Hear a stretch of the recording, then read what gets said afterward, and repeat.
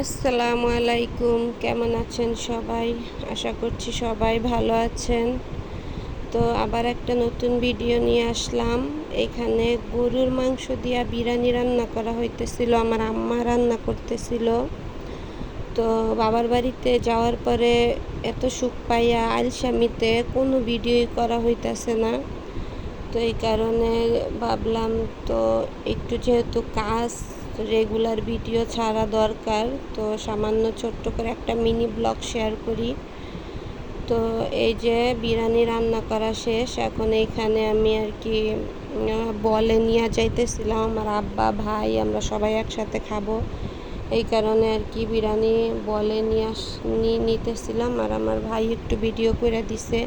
আসলে ভিডিও করতেও মনে থাকে না, আবার আলসামিতে যখন মনে থাকে তখন মনে হয় যে না থাক, করার দরকার নেই।